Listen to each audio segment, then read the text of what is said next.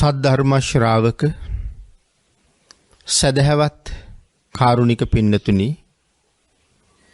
සියලු දෙනාම බොහෝම ශ්‍රද්ධාවෙන් සූදානම් වෙලා ඉන්නේ තිලෝගුරු ශාන්තිනායක සම්මා සම්බුදුරජාණන් වහන්සේ විසින් දේශනා කොට වදාළ පරම ගම්බීර වූ ශ්‍රී සද්ධර්ම රත්නයෙන් අබමල් රේණුවකටත් වඩා අඩු බොහෝම පුංචි කොටසක් දේශනා කරවගෙන ධර්ම ගෞරවයේ පෙරදරි කරගෙන දේශනාගත ධර්මයේ ශ්‍රවණය කරන්නත්, එසේ ධර්ම ශ්‍රවණය කිරීමෙන් ලැබෙන අවවාද අනුශාසනා තම තමන්ගේ ජීවිතවලට එකතු කරගෙන වඩාත් නිවැරදි මෙලව ජීවිතයක් සකස් කරගන්නත්, නිවැරදි වුණ මෙලව ජීවිතයක් තුළින් සුගතිගාමී වූ පරලොව ආයති භවයකින් සැනසෙන්නත් අවසානයේ ප්‍රාර්ථනා කරන බෝධියෙන් සැප සහිත ප්‍රතිපදාවෙන් ඊ타ම ඉක්මන් භවයක උතුම් චතුරාර්ය සත්‍ය ධර්මය අවබෝධ කරගෙන මේ සංසාරයෙන් එතර වීමේ බලාපොරොත්තුවත් ඇතුව ඒ උතුම් බලාපොරොත්තු උතුම් ප්‍රාර්ථනා එලෙසින්ම මුදුන්පත් කර ගැනීම සඳහා මේ උතුම් වූ ධර්ම දානානිසංසයත් ධර්ම ශ්‍රවණානිසංසයත් ඒ වගේම ඔබේ ජීවිත කාලය තුල ඔබ සිද්ධ කරගත්ත සියලුම කුසල ධර්මයන්ගේ ආනිසංසයත් හේතු වේවා කියලා ප්‍රාර්ථනා කරනවා. පින්නතුනි, ඔබට මතක ඇති ප්‍රඥා නාලිකාව තුලින් පහුගිය දවසක අපි සාකච්ඡා කරන්න යෙදුන මේ අපේ බුදුරජාණන් වහන්සේට තථාගත කියලා කියන්නේ ඇයි කියන කාරණාව. මේ තථාගත කියන වචනය ආකාර 8කින් සමන්විතයි. අපි මුල් ධර්මදේශනාවේදී ඒකේ පළවෙනි ආකාරය මොකක්ද කියලා සාකච්ඡා කළා. ඒ පළවෙනි ආකාරය තමයි තථා ආගතෝති තථාගතෝ. ඒකේ තේරුම පෙර බුදුවරු පැමිණි හේයින්ම අපේ භාග්‍යතුන් වහන්සේ පැමිණි නිසා තථාගත කියලා කියනවා. එතකොට අපි අද ධර්මදේශනාවෙන් පැහැදිලි කරන්න කල්පනා කළා ඇයි බුදුරජාණන් වහන්සේට තථාගතෝති තථාගතෝ කියලා කියන්නේ. මේක තමයි දෙවැනි ආකාරය. එසේ ගිය හේයින් තථාගත නම් මනසේක. පළවෙනි එකේ සඳහන් කළේ එසේ පැමිණි හේයින් තථාගත නම් මනසේක. දැන් කියන්නේ එසේ ගිය හේයින් තථාගත නම් මනසේක. කෙසේ ගිය හේයින්ද? පෙර බුදුරජාණන් වහන්සේලා යම්සේද එසේම ගිය නිසා තථාගත කියලා කියනවා කියලා තමයි සඳහන් කරන්නේ. එහෙනම් තථා ආගතෝති තථාගතෝ. උපන් මොහොතේම විපස්සී ආදී බුදුරජාණන් වහන්සේලා යම් විදිහකින් වැඩිසේක්ද ඒ විදිහෙන්ම තමයි අපේ භාග්‍යතුන් වහන්සේත් වැඩම කොට වදාළේ. විපස්සී, සිකී, වෙස්සබු, කකුසඳ, කෝණාගම, කාශ්‍යප මේ ආදී බුදුරජාණන් වහන්සේලා බෝසතාණන් වහන්සේ හැටියට මෙලොව ඉපදිච්ච වෙලාවේ උන්වහන්සේලා යම්සේ වැඩම කළාද? පින්නතුනි, ඊටත් කලින් ඉඳලා තවත් මහ බෝසත්වරු මේ ලෝක ධාතුවේ කොයිතරම් පහළ වෙන්නේ නැද්ද? ඒ සියලුම බෝසතාණන් වහන්සේලා ඉපදිච්ච මොහොතේ යම් ක්‍රියාකාරකමක් දැක්වුවාද ඒ සියල්ලම එකසේම සිද්ධ වෙන දේවල්. මෙතන අර සත් බුදුරජාණන් වහන්සේලා පිළිබඳව සිහිපත් කරන තැන බුදුරජාණන් වහන්සේලා 6 නමකගේ නම් සිහිපත් කරලා මෙන්න මෙසේ පැමිණි නිසා අපේ භාග්‍යතුන් වහන්සේත් උන්වහන්සේලා එසේ ගිය නිසා අපේ භාග්‍යතුන් වහන්සේත් එසේම ගියා කියන කරුණු සඳහන් කළාට අතීතයේ පහළ වෙච්ච සෑම බෝසතාණන් වහන්සේ නමකගෙම අන්තිම ජීවිතේ කොහොමද ඉපදුන මොහොත කියන කාරණාව තමයි මෙතන පැහැදිලි කරන්නේ. එවන සඳහන් කළේ විපස්සී ආදී බුදුරජාණන් වහන්සේලා යම් විදියකින් වැඩිසේක්ද ඒ කොයි විදිහෙන්ද පින්නතුනි? මහබෝසතාණන් වහන්සේ මේ ලෝකේ පහළ වෙනකොට ඊට ආශ්චර්යමත් සිදුවීම් 32ක් සිද්ධ වෙනවා. ඒකට අපි කියන්නේ දෙතිසක් නිමිති පහළ වෙනවා කියලා. ඉතින් ඒ නිමිති අතර එක නිමිත්තක් තමයි මේ මුළු මහ පොළොවම සම්පූර්ණ නෙළුම් මල් වලින්ම වැහෙනවා. පින්නතුනි ලෞතර බුදුරජාණන් වහන්සේ සරණ යන්න කොයිතරම් අමාරුද? ඒ බව මනාව කියාපාන තව තැනක් මෙතන. මොකද අමාරුයි කියලා කියන්නේ මේ වාගේ කරුණු ශ්‍රද්ධා මාත්‍රයෙන් පිළිගන්න පුළුවන් අය ලෝකෙ හුඟක් අඩුයිනේ. ඉතින් ඒ නිසා මේ මුළු මහ පොළොවම තනිකරම නෙළුම් මලින් වැහුණා කියලා කියහම සමහර වෙලාවට මල් ආසනයක් නෙළුම් මලින් වහන්න මල් ටිකක් හොයාගන්න බැරි අය මේ වාගේ කරුණු කොච්චර සැක කරයිද? මේ දෙතිසක් පහළ වුණ නිමිති යම් කෙනෙකුට සැකයි නම් ඒකෙන් කියවෙන්නේ ඔහු තාම විතිකිච්ඡාවෙන් යුක්තයි.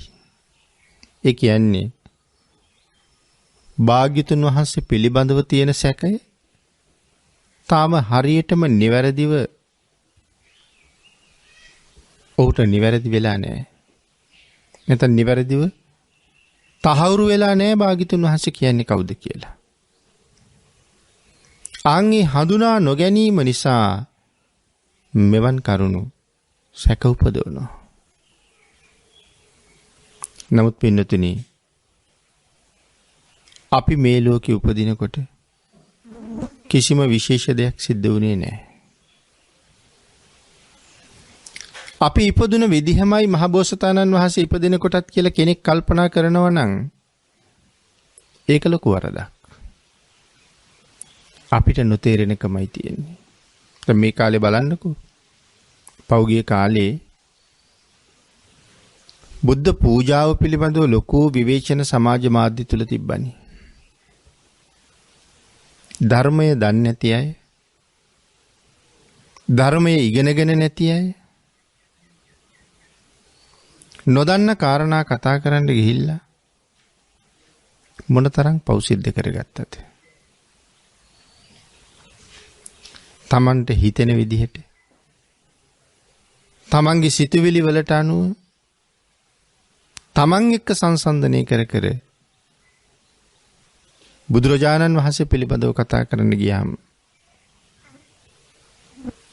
අපිට දන්නේ නැතුවම පව් පිරෙනවා. පොදු උන්ක කෙනෙක් අහන්නේ බුද්ධ පූජාව සම්බන්ධයෙන් මේ කතාව ඇදිලා තිබුණේ. හුඟක් කෙනෙක් අහන්නේ කොතනද බුදුරජාණන් වහන්සේ බුද්ධ පූජාව කරන්න කියලා තියෙන්නේ කියලා. පින්නතුනි ඉස්සරළම ධාතුන් වහන්සේලාට බුද්ධ පූජාව කළේ මහා කාශ්‍යප මහ රහතන් වහන්සේ. මහා කාශ්‍යප මහරහතන් වහන්සේ කියලා කියන්නේ මේ ශාසනයේ 3 වෙනි ශ්‍රාවකයා. මොන තරම් පුණ්‍යවන්තයිද කියන කාරණාව ධර්මයේ තුලින් ඔබ මහලා ඇති.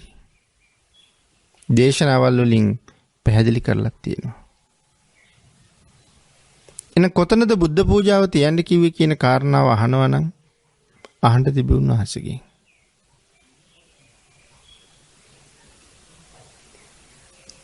අවුරුදු 7යි මාස 7යි දවස් 7ක්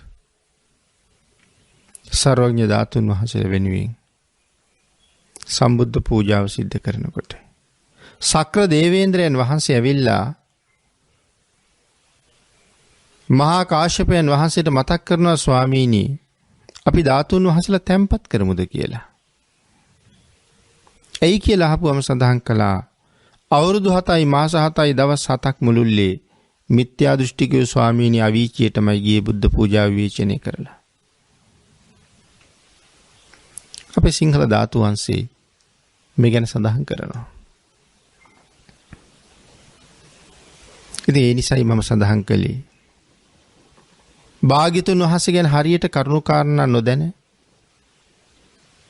පෞගේ කාලේ මං හිතන්නේ බොහෝ දෙනා විශාල වශයෙන් පව් රැස් කරගත්තා කියලා. නිරේට පාර හදාගත්තා කියලා.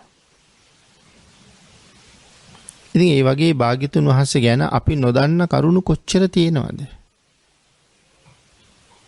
අන්න ඒක නිසා සැක කරන්නේ නැතුව මේ ධර්මයේ තුල භාග්‍යතුන් වහන්සේ ගැන යමක් පැහැදිලි කරලා තියෙනවා නම් ඒ කාරණාව එසේම දරණ එක තමයි අපිට කරන්න තියෙන්නේ. ඉතින් ධර්මයේ පැහැදිලි කරනවා දෙතිසක් නිමිති පහළ වෙනවා මේ ලෝකෙ උපදිනකොට. ඉතින් එයින් එකක් තමයි මේ මහා පොළොවම නෙළුම් මලින් වැහෙනවා කියන කාරණාව. මුළු මහා පොළොවම නෙළුම් මලින් වැහෙනවා කියලා කියන්නේ මේ සක්වලේ විතරක් නෙමෙයිනි පින්නතුනි. 10000ක් සක්වලේ. 10000ක් සක්වලවල් වලම සිද්ධ වෙන විපර්යාසයක් තමයි මෙතන මේ සඳහන් කරන්නේ.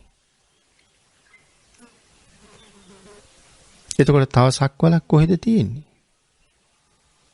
බුද්ධ රාජ්‍ය කියලා කියන්නේ සක්වලවල් කෝටි ලක්ෂයක්. නමුත් කිසිම විද්‍යාඥයෙකුටවත් තාමත් හොයාගන්න බැරි වුණා දෙවනි සක්වල කොහෙද තියෙන්නේ කියලා. නමුත් එවන් සක්වලවල් 10000ක සම්පූර්ණයෙන්ම මහ පොළොව නෙළුම් මල් වලින්ම ඇතිරිලා වැහිලා යනවා. මහ කළුගල් පලාගෙන දණ්ඩ පදුම කියන විශේෂ පුෂ්පයන් පිපුණ කියලා සඳහන් කරන්නේ. මේ මහ බෝසතාණන් වහන්සේලා උපදින වෙලාවේ රහත් වෙච්ච බ්‍රහ්ම රාජයෝ 4 දෙනෙක් රන් දැලකින් බාර ගන්නවා. ඊට පස්සේ උන්වහන්සේලාගේ අතින් 4 වරන් දෙවිවරුන්ට බෝසත් කුමරු පිළිගැන්වුවාම මංගල සම්මත අඳුන් දිවි සමකින් බාර ගන්නවා කියලා සඳහන් කරන්නේ. 4 වරන් දෙවියන්ගේ අතින් ශාක්‍ය රජදරුවන්ගේ අතටපත් වෙනවා. ශාක්‍ය රජදරුවන්ගෙන් තමයි මුලින්ම මහ පොළොව ස්පර්ශ කරන්නේ. සඳහන් කරනවා සම වූ පාදයන්ගෙන්ම ස්පර්ශ කළා කියලා. ඒ සම වූ පාදයන්ගෙන්ම ස්පර්ශ කළා කියලා කියන්නේ පිළිතුර අපේ පාදය සම්පූර්ණයෙන්ම බිමට පිහිටන්නේ නැහැ. මොකද අපේ පාදේ මැද යම් කොටසක් තියෙනවා මදක් ඉස්සිලා ගිහිල්ලා තමයි තියෙන්නේ. විලුඹත් ඉදිරි ඇඟිලි තියෙන කොටසත් හොඳට පොළොව ස්පර්ශ කරනවා. ඔය අතර ප්‍රමාණය පොඩි ප්‍රමාණයයි පොළොව ස්පර්ශ කරන්නේ. එහෙම නෑ බෝසතාණන් වහන්සේගේ. සම්පූර්ණයෙන්ම මහ පොළොව ස්පර්ශ කරනවා. කිසිම තැනක අතුරු සිදුරක් නැහැ. මහ බෝසතාණන් වහන්සේ ශාක්‍ය රජදරුවන්ගේ අතින් මහ පොළොව ස්පර්ශ කරලා උන්වහන්සේ බලනවා මේ විශ්ව ධාතුවේ මට වඩා උසස් අය ඉන්නේ කවුද කියලා. හැම පැත්තම බලනවා. බලන පැත්තෙන් දෙවියෝ ഘോഷා කරලා ප්‍රකාශ කරනවා මහබෝසතාණන් වහන්සේ. ඔබ වහන්සේට වඩා උසස් කෙනෙක් තබා ඔබ වහන්සේට සමාන කෙනෙක්වත් මේ විශ්වයේ නැහැ කියලා. දෙවියන් බඹුන් මරුන් සහිත මේ විශ්ව ධාතුවේ කොහෙවත් නැහැ. තමන් වහන්සේට වඩා උසස් අය කවුරුවත් නැහැ කියලා පැහැදිලි කරාම අවබෝධ කරගත්තාම උන්වහන්සේ අර නෙළුම් මල් මතින් ඉදිරියට පියවර 7ක් වැඩම කළා. පියවර 7ක් වැඩම කරලා අභීත සිංහනාදයක් කළා. මෙන්න මේ වෙලාවේ මහා කල්ප 17000ක් ආයු වළඳන. ඒ වගේම මහා කල්ප අති දීර්ඝ කාලයක් මහා කල්ප 16ක් විතර ආයු වළඳපු මේ බ්‍රහ්ම රාජ්‍යය රහතන් වහන්සේලා.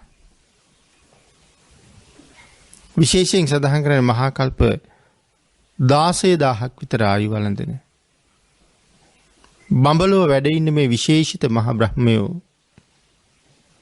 එදා බෝසත් උපතට ඇවිල්ලා බෝසතාණන් වහන්සේට දන ගහලා වැඳලා ස්වාමීනි ඔබ වහන්සේට වඩා උසස් කෙනෙක් තබා සමානෙක්වත් නැහැ.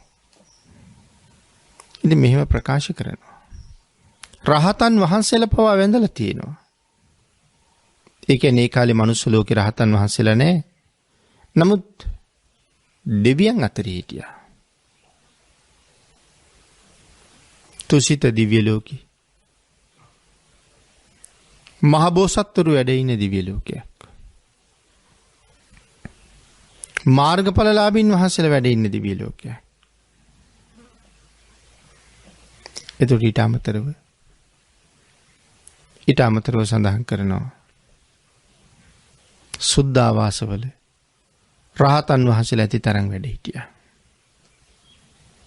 ආන්ගෙයින් වැඩිය මහා කල්ප 16000ක් ආයු වළඳන මහරහතන් වහන්සේලා මහා බෝසතාණන් වහන්සේ ළඟ උපන්න මොහොතේම දණින් වැටිලා ස්වාමීනි ඔබ වහන්සේට වඩා උසස් කෙනෙක් තබා සමාන කෙනෙක්වත් නැහැ. ඊට පස්සේ තමයි උතුරු දිශාවට පියවර 7ක් වැඩම කරලා සිංහනාදයක් කළේ. අග්ගෝ හමස් මිලෝකස්ස ජෙට්ටෝ හමස් මිලෝකස්ස සෙට්ටෝ හමස් මිලෝකස්ස අයමන්තිමා ජාති නත්තිදානි පුනබ්බවෝ. මේ සිංහනාදය කළේ තමන්ට වඩා උසස් වෙනත් කිසිම කෙනෙක් නැහැ කියන කාරණාව මනාව පැහැදිලි කරමින්. ඉතින් එහෙම ශ්‍රේෂ්ඨ සිංහනාදයක් සිද්ධ කරපු මහබෝසතාණන් වහන්සේ. ඒ සිංහනාදය කරන්න මල් මතින් වඩිනකොට අලුත උපන් බිලිඳෙක් යම්සේ ගමන් කළා දෙසේම ගමන් කළා කියලා සඳහන් කරන්නේ. ඒ කියන්නේ නූල් පොටක්වත් වස්ත්‍ර කැබැල්ලක් ඇඟේ තිබුණේ නැහැ කියලා සඳහන් කරන්නේ. ඒක අට කතාවේ විශේෂයෙන් පැහැදිලි කරනවා වස්ත්‍ර දරන්නේ නැතුවමයි වැඩි කියලා. නමුත් ඒ තරම් සිඟිති කාලේ මුළු ලෝකෙම Tamanට නතු කරගෙන තිබුණා. ඒකයි රහතන් වහන්සේලා පවා වන්දනා කළා. මින්නතුනි ඊළඟට සඳහන් කරනවා තවත් කරුණු රාශියක් මේ කාරණාව පැහැදිලි කරන්න. ඒ කාරණා අතර සම වූ පාදයන්ගෙන් පොළව ස්පර්ශ කිරීම මොකක් සඳහා හේතු වෙනවද? මොකක්ද ඒකේ විශේෂ ලක්ෂණය? සම වූ පාදයන්ගෙන් මහ පොළොව ස්පර්ශ කිරීමේ සුවිශේෂී ලක්ෂණයක් තියෙනවද? අන් අයට නැති සම වූ පාදයන්ගෙන් මහ පොළොව ස්පර්ශ කරන ලක්ෂණයේ ගුණය අරගෙන උප්පත්තිය ලැබුවේ මොකක් නිසාද? සඳහන් කළා සතර ඊර්ධිපාද ප්‍රතිලාභයට පූර්ව නිමිත්තක් කියලා. ඡන්ද, චිත්ත, විරිය, විමර්ශ. මේවට කියන සතර ඊර්ධිපාද කියලා. මේ සතර ඊර්ධිපාද වඩලා තියෙනවා නම් යම් කෙනෙක් අවශ්‍ය නම් කල්පයක් වුණත් ජීවත් වෙන්න පුළුවන් කියන කාරණාව ධර්මයේ පැහැදිලි කරලා තියෙනවානේ. මනාව පැහැදිලි කරලා තියෙනවා. ලෞතර බුදුරජාණන් වහන්සේට අවශ්‍ය නම් මහා කල්පයක් පුරාවට උනත් වැඩ ඉන්න පුළුවන්. මේ සතර ඊර්ධිපාද වඩලා තියෙන නිසා. සතර ඊර්ධිපාද කියලා කියන්නේ ඒ තරම්ම විශේෂ කාරණා ටිකක්. බෝසත්වරු සම්පූර්ණ කළා. අන්න ඒ නිසා මේ සතර ඊර්ධිපාද ප්‍රතිලාභයට ඒකාන්තයෙන්ම සමත් වෙන නිසා ඒ සමත් බව ලෝකයට කියාපාන ලක්ෂණයක් තමයි සම වූ පාදයන්ගෙන් මහ පොළොව ස්පර්ශ කිරීම. ඊළඟට පින්නතුනි සඳහන් කළා තවත් නිමිත්තක්. සියලුම සත්වයන්ගේ මුදුන් මල්කඩ බවට පත් වෙන නිසා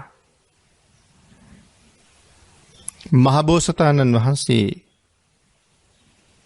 සියලු සත්වයන්ගේ මුදුන් මල්කඩ වෙනවා කියලා කියහම ගරු නොකරන කෙනෙක් නැහැ.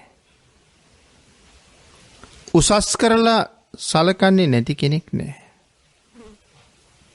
සමහර තීර්ථකාදීන් මහබෝසතාණන් වහන්සේ උසස් ලෙස සලකන්නේ නැති වෙයි. නමුත් මහබෝසතාණන් වහන්සේ සතු ඒ උසස් බව අභිභවනය කරලා අහවලා උසස් කියලා කියන කෙනෙක් නැහැ. තමන් සැලකුවත් නැතත් මේ ලෝකේ උසස් අය අතර ඉහළින්ම මහබෝසතාණන් වහන්සේ වැඩ ඉන්නවා. උතුරු දිහාවට පියවර 7ක් ගමන් කළා.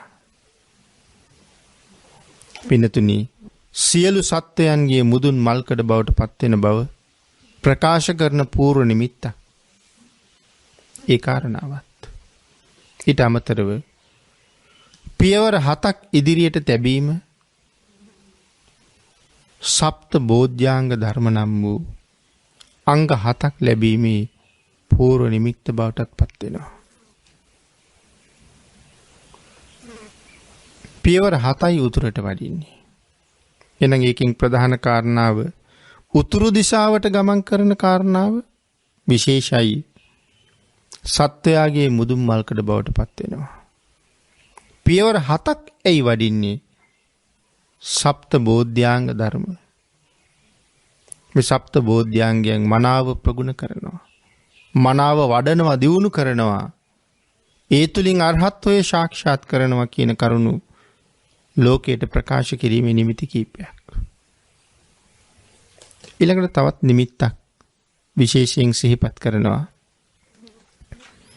එතන සඳහන් කරනවා රන් දඬු සහිත සේසත් චාමර දරද්දීම ගමන් කිරීම. රන් දඬු සහිත සේසත්. දැන් මහබෝසතාණන් වහන්සේ සත්පියවර වඩිනකොට සේසත් දරාගෙන ඉඳලා තියෙනවා.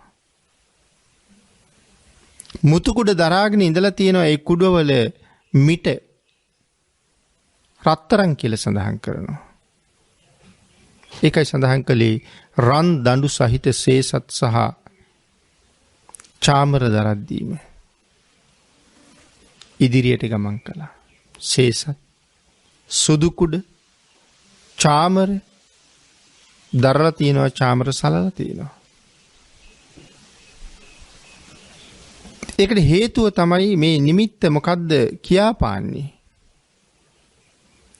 සියලු තීර්ථකයන් දමනය කිරීමේ පෙර නිමිත්ත. එහෙම නැත්නම් සියලු මිත්‍යා දෘෂ්ටි අභිභවනය කරනවා කියන එකේ පූර්ව නිමිත්තක්. භාග්‍යතුන් වහන්සේ ලෝකේ පහළ වෙන කාලේ දෙසට මිත්‍යා දෘෂ්ටීන් තිබුණා. ඒ සියලුම මිත්‍යා දෘෂ්ටීන් අභිභවනය කරනවා. කාටවත් මේ බුද්ධ දේශනාව බොරු කියලා කියන්න පුළුවන් කමක් නැහැ. ඔප්පු කරන්න පුළුවන් කමක් නැහැ. සත්‍යයි කියලා පෙන්වන්න ඔප්පු කරන්න සාධක ඕන තරම් තියෙනවා. බොරු කියලා පෙන්වන්න ක්‍රමයක් නැහැ. ආංගික නිසා මේ සියලුම මිත්‍යා දෘෂ්ටි අභිභවනය කරන ලෝකයට හැබැයි යථාර්ථය සම්මාදිට්ඨිය කියා දෙන මහබෝසතාණන් වහන්සේ නම ඉපදුනා කියන කාරණාව. ආංගෙදාට ලෝකයේ සුවිශේෂී ලක්ෂණ ඇති වෙනවා. ඊළඟට සඳහන් කළා සුදු කුඩ දරද්දීම සත්පියවරක් ඉදිරියට වැඩියා. ඇයි සුදු කුඩ දරද්දී මොකද්ද මේ සුදු කුඩ දැරීමේ තියෙන විශේෂත්වය? සුදු කුඩ දැරීමේ විශේෂත්වය තමයි මේ උපන්න කෙනා අනිවාර්යෙන් දවසක සව් කෙලෙස් නැසලා රහත් ඵලයට පත් වෙනවමයි කියන කාරණාව මනාව ප්‍රත්‍යක්ෂ කරනවා. මේ සුදු කුඩ දැරීම තුලින් ඊළඟ නැවත සඳහන් කරනවා සියලු දිශාවල්ම බලනවා. සත් පියවර වඩින්න කලින් සිව් දිශාවම බැලුවා. අට දිශාවම බැලුවා. උඩ යට ආදී මේ සියලු දිශාවල් බලන්නේ ඇයි? තමන්ට වඩා උසස් කෙනෙක් ඉන්නවද කියලා බලන්නේ.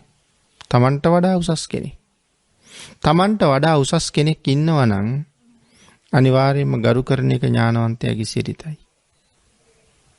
ඒක නිසා තමයි මේ හැම පැත්තම විමසිල්ලෙන් බලන්නේ. ඊළඟට සඳහන් කරනවා ඒ සියලු දිසා මනා විමසිල්ලෙන් බැලීමේ තවත් එක ලක්ෂණයක් තමයි සර්වඥතා ඥානය. තමන් විසින් ලබා ගන්නවා කියන කාරණාව.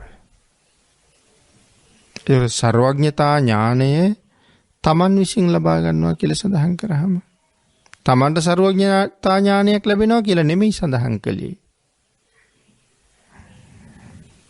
එහෙනම් මහබෝසතාණන් වහන්සේ මා විසින් සර්වඥතා ඥානය ලබනවා කියන කාරණාව ලෝකයට ප්‍රකාශ කරන්නයි මේ සියලු දිශාවල් මනාවම බලන්නේ.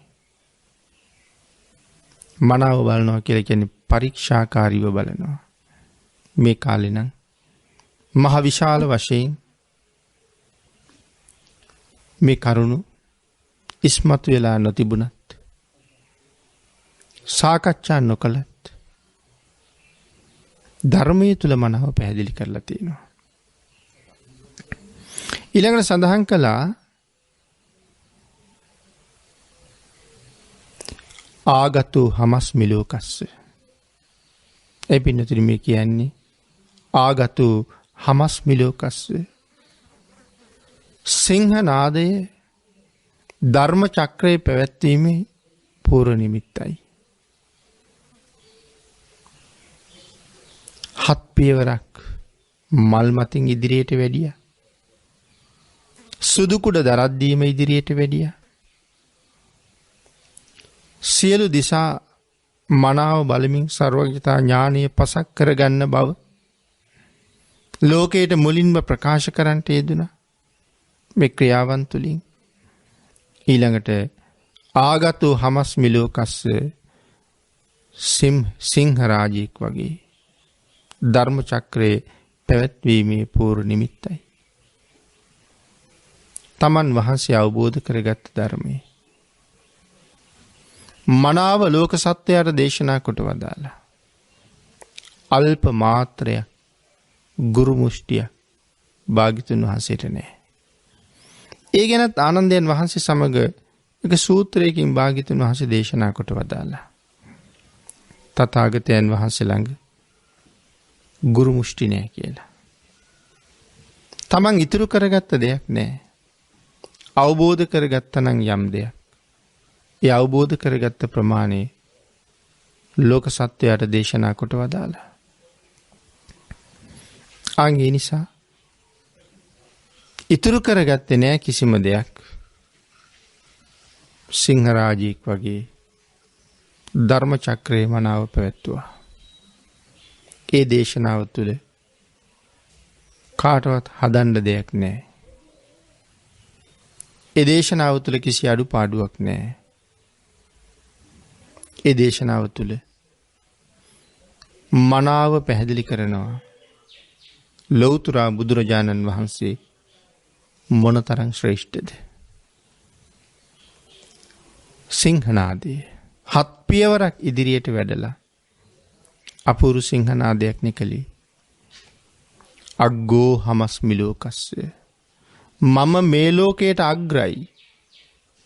ඒ කියන්නේ දෙවියන් බඹුන් මරුන් සහිත ලෝකේ සියලු දෙනාටම අග්‍රයි.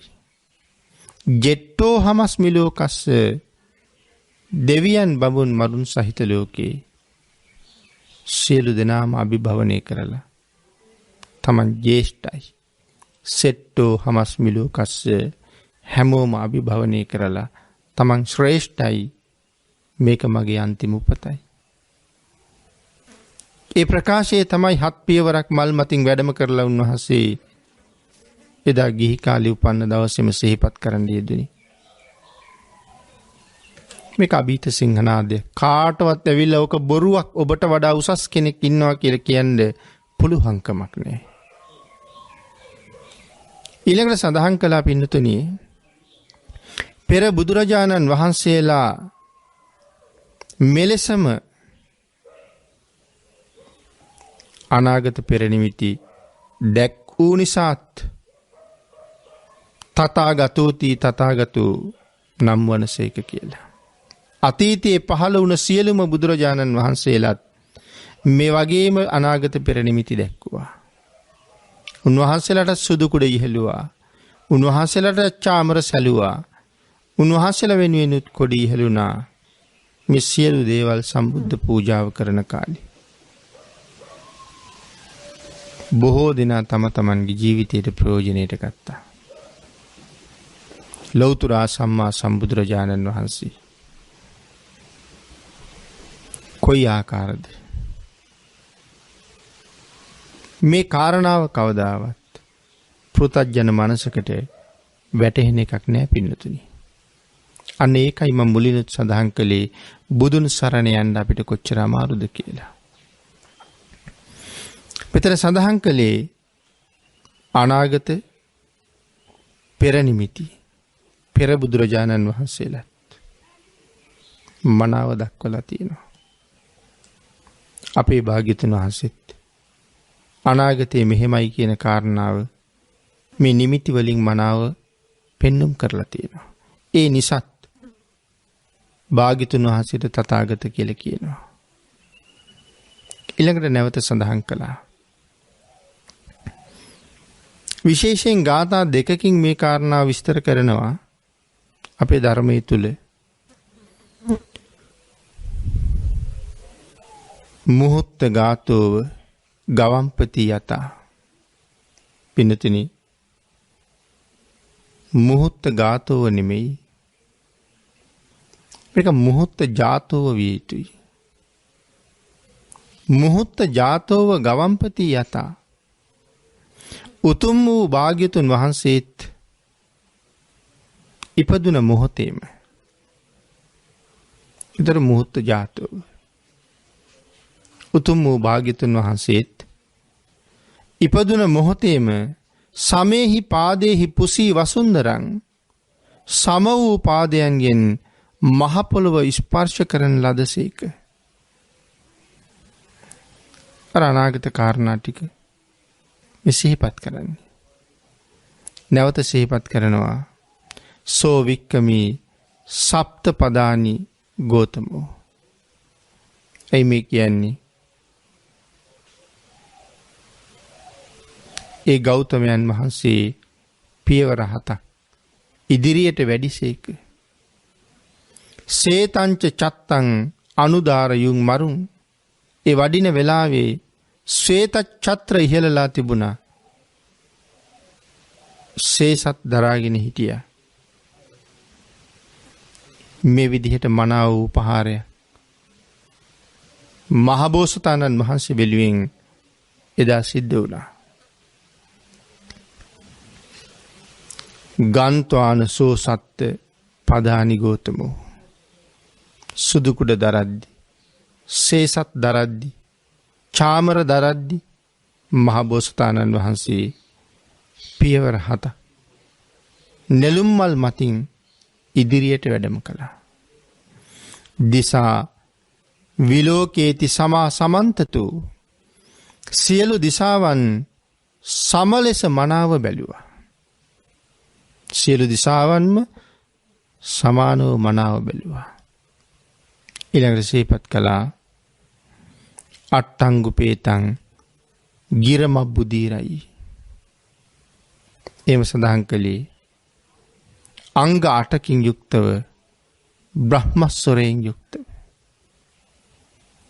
මල් මතින් සත් පියවර ඉදිරියට වැඩම කරලා අංග 8කින් යුක්ත අපි කියන්නේ අෂ්ටංග සමන්වාගත බ්‍රහ්මස්වරය කියලා. ලෞතුරා බුදු වෙන්නත් කලින්ම ඒ මනා වූ බ්‍රහ්මස්වරයෙන් යුක්තව සීහෝ යතා පබ්බත මුද්ද නිට්ටිතු සඳහන් කළා.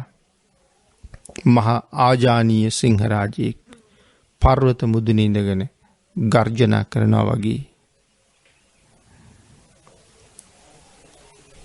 සත් පියවර වැඩම කරලා මේ සිංහනාදය කිරීම. ආජානීය සිංහරාජයෙක් පර්වත මුදුනේ ගර්ජනා කරනවා වගේ මහබෝසතාණන් වහන්සේ එදා මල් මතින් වැඩම කරලා අභීත සිංහනාදයක් කළා. මේ විශ්වයම කම්පා කරමින් කරපු දේශනාවක්. ඒ ඉපදිච්ච දවසේ ලෞතුරා සම්මා සම්බුද්ධත්වය ලබා ගත්තට පස්සේ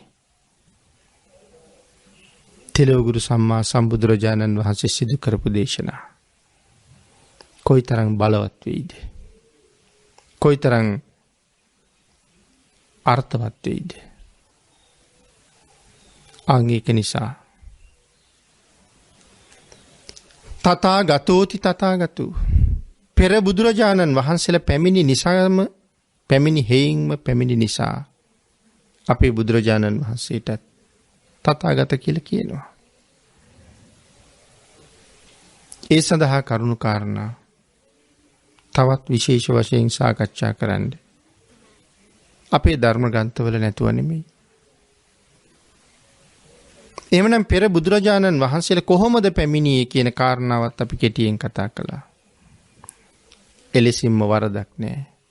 අපේ භාග්‍යතුන් වහන්සේත් එලෙසින්ම වැඩියා.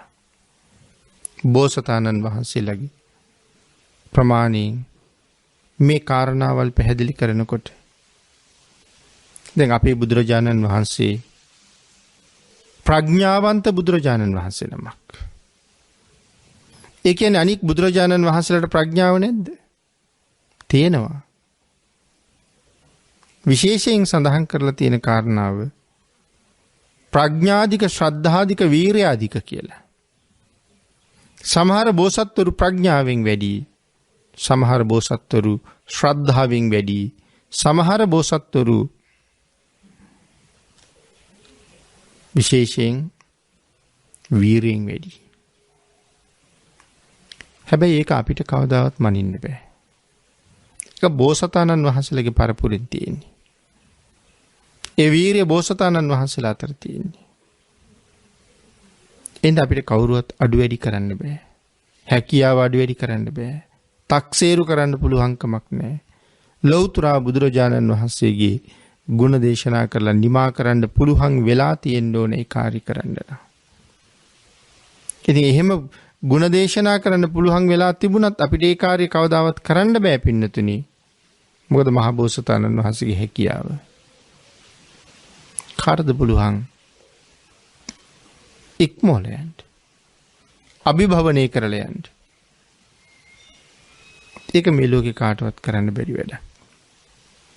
ඒ නිසා සඳහන් කළ ආජානීය සිංහරාජයෙක් පර්වත මුදුනේ සිංහනාද කරනවා වගේ සත් පියවරක් මල් මතින් ඉදිරියට වැඩම කරලා මේ ලෝකයට අග්‍ර වූයේ මමයි.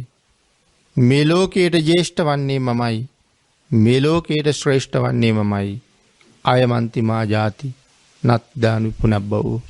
මේක මගේ අන්තිම උපතයි කියන මේ සිංහනාදයේ පෙර බුදුවරු වගේම අපේ භාග්‍යතුන් වහන්සේත් කළා. මම සඳහන් කළා අපේ භාග්‍යතුන් වහන්සේ ප්‍රඥාධික බුදු කෙනෙක් කියලා. එහෙම සඳහන් කළේ අපේ භාග්‍යතුන් වහන්සේ නියත විවරණයෙන් පස්සේ මහා කල්ප අසංඛ්‍ය 4.1 සම්මා සම්බුද්ධත්වයේ වෙනුවෙන් ගුණ පිරුවා. මහා කල්ප අසංඛ්‍ය 4.1 ඒ සමහර කරුණු ගුණ පිරීම සම්බන්ධයෙන් සඳහන් කරනකොට ඒ වගේ තවත් සුවිශේෂී ලක්ෂණ තියෙනවා. එන මහා කල්ප අසංඛ්‍ය 4.1 පාරමිතා පුරලා ලෞතුරා බුද්ධත්වයේ සාක්ෂාත් කරගන්න මහබෝසතාණන් වහන්සේ ඒ කාර්ය කොයිතරම් යහුසුලුව කළාද? වෙනතර ශ්‍රද්ධාධික බෝසතාණන් වහන්සේ නමක් නියත විවරණයෙන් පස්සේ විශේෂයෙන් සඳහන් කළා කොහොමද ශ්‍රද්ධාධිකයි ප්‍රඥාධිකයි කියලා තීරණය කළේ? නියත විවරණයෙන් පස්සේ ඒ බුදුරජාණන් වහන්සේ බණපද 3ක් දේශනා කළා නම් 4 වෙනි බණපදේ අහන්න කලින් රහත් වෙන්න භාග්‍ය වාසනාව තියෙන්න ඕනේ. දැන් ප්‍රඥාධික බෝසතාණන් වහන්සේ නමක් වෙන අපේ භාග්‍යතුන් වහන්සේට යම් ගාථා රත්නයක් දේශනා කළා නම් බණපද 2ක් දේශනා කරලා 3 වෙනි බණපදේ දේශනා කරන්න කලින් සව් කෙලස් නැසලා රහත් වේ ලබන්න තරම් ඒක මහ ශ්‍රේෂ්ඨ කාරණාවක්. ඊළඟට පින්නතරි සඳහන් කළේ වීර්යාධික බෝසතාණන් වහන්සේ මහා කල්ප අසංඛ්‍ය 16.1 පාරමිතා පුරන්න ඕනේ නියත විවරණයෙන් පස්සේ.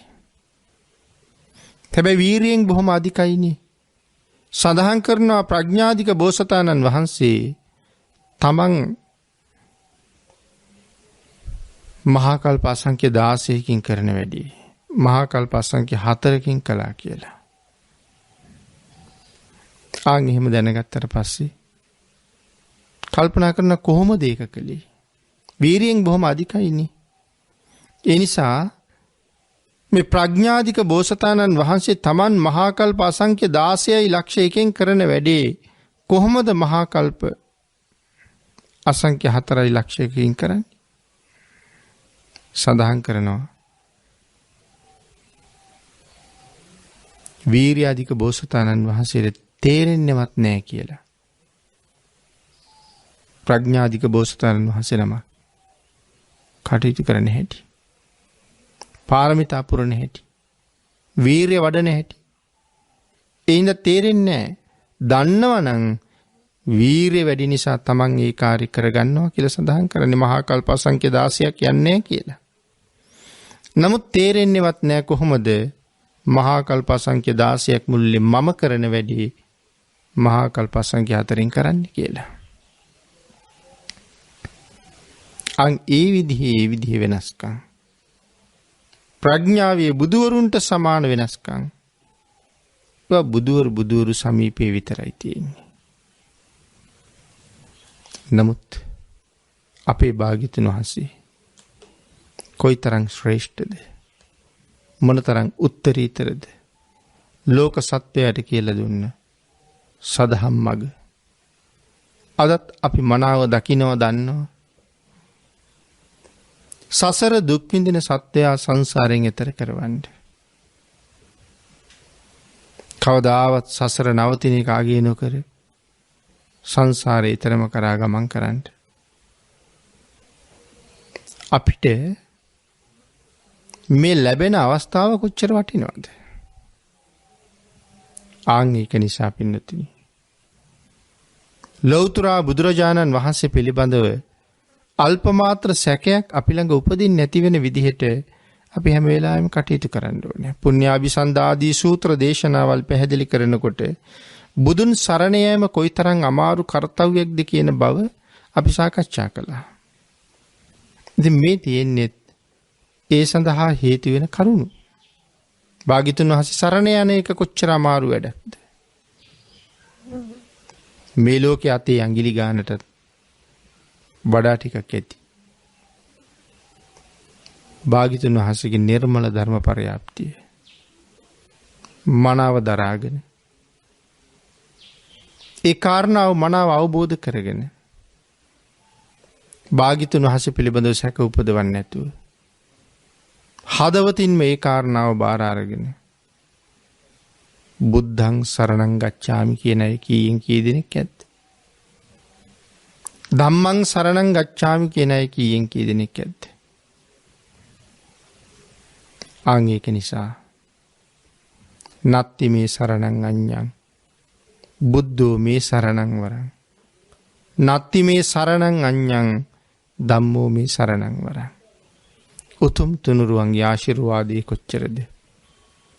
උතුම් තුනුරුවන් කෙරෙහි ශ්‍රද්ධාවෙන් පිහිටපු කෙනෙක් ලබන සුවය කොපමණද? මෙලව පරලොව දෙකේම ලබන සුවය කොපමණද? ආන්ගේ කරුණ ගැන මනාව කල්පනා කරලා අපි විසින් නිවැරදිව මේ තරම් ගුණදරන නිමක් නැති ගුණදරන ලෝක සත්වයා වෙනුවෙන්ම සංසාරي අසීමාන්තික කැපකිරීම කරපු ඇස් ඉස්මස්ලේ අපි නිසාම විසසර දන් දුන්නේ මහබෝසතාණන් වහන්සේට ලෞතුරා බුදුරජාණන් වහන්සේට කළ යුතු උපහාරය කොච්චරද කියන කාරණාව මනාව දැනගෙන තථාගත කියන වචනයත් තේරුම් අරගෙන අසීමිත ශ්‍රද්ධාවකින් සැකයෙන් තොරව තුනුරුවන් සරණ ගියොත් යම් කෙනෙක් මරණින් මත්තේ ඒකාන්තයෙන් සුගතිය උපදිනවා. යේකේචි බුද්ධං සරණං ගතාසි යමෙක් බුදුන් සරණ ගියා නම් නතේ ගමිස්සන්ති අපාය භූමින් යන්නේ අපායට පහාය මානුසං දේහං දේව කායං පරිපූර්ණසන්ති මනුස්ස කයෙන් ප්‍රාණ වායුව නික්ම යනවත් එක්කම දෙව් පිරිසයි ඒ අය සම්පූර්ණ කරන්නේ. ඉතින් තුනුරුවන් සරණ යෑම කියන කාරණාව ඒ තරම් ශ්‍රේෂ්ඨයි. ඒ තරම්ම ශ්‍රේෂ්ඨතර වූ රත්නත්‍රයේ සරණ යෑම. හරියටම සිදු කරගන්න නම් මේ සඳහන් කරපු කිසිම කාරණාවක් සැක නොකරන්න ඕනේ. විතිකිච්ඡාවෙන් තොර වෙන්න ඕනේ. පැහැදිලි විනිවිද බවක් අපි අපේ හිත තුලින් ගොඩනගා ගන්න ඕනේ. අල්ප මාත්‍රයකින් භාග්‍යතුන් වහන්සේ පිළිබඳවවත් භාග්‍යතුන් වහන්සේගේ චරිත කතාව පිළිබඳවවත් මට සැක නැහැ කියලා යම් කෙනෙක් තීරණය කළොත්